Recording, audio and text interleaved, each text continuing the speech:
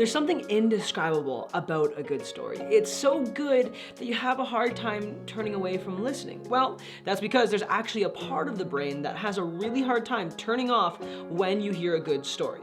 As entrepreneurs and business people, I think storytelling should be a skill that we all have, whether it's to implement in video format like this or in a pitch meeting to help you land the next big client.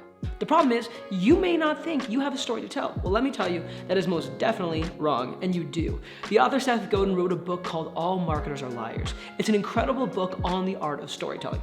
Later, he came out with a second edition where he crossed out the word liars and put it in the word storytellers. It just goes to show that we all have a story to tell, and most importantly, good stories do not need to lie.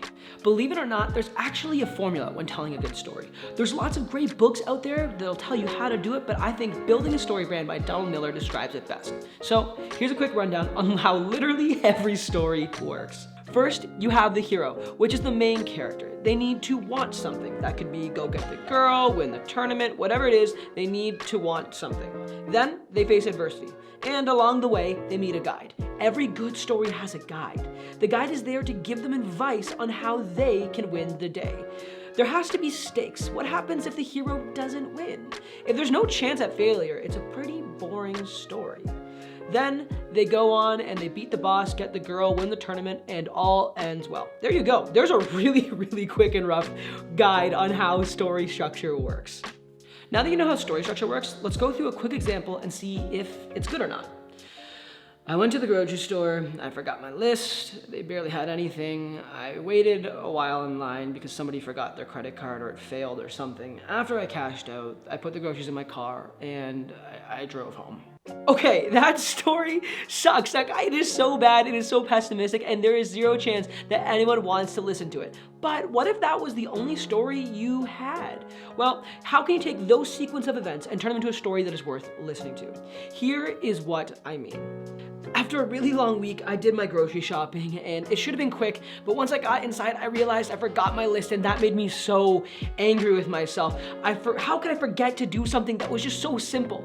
As I went through the store, there wasn't anything there as everything has already been purchased from everyone who's been panic buying because of the pandemic. I felt so embarrassed that I didn't plan ahead. Once I gathered what I could, I got to the checkout line and it was so long. And then to top it off, there's this person ahead of me whose credit card failed. Eventually, they put some things back, they paid the cashier and told them how they were just happy to be able to afford to feed their kids during this time with the pandemic and all. I mean, it was taking so long. I was fuming. This person wasted so much of my time and I was ready to blow. And then I realized how ridiculous I was being. This person could barely afford to put food on the table, yet was happy for what they could afford. Yet I was here furious because they didn't have the chips I wanted and I had to wait a few minutes in a long line. This stranger helped me realize how fortunate I am. Next time I think my life is hard, I'll remember this moment and I'll be grateful. See how that's like the same story, but like how much better it was using the principles that we talked about? You can turn it into something that's actually worth listening to. You had me, the hero, you had something I wanted, groceries that tasted delicious and to be quick. Then there was adversity, me not planning ahead, there not being what I wanted, and also there was a long line, and also my internal anger. You had a guide, unlikely but still a guide. The person whose credit card didn't work, but they were very kind and just grateful to be able to feed their family and give their kids the necessities. Then to top it all off, you had the hero transformation. Me realizing that I was being an idiot and should be grateful for what I have.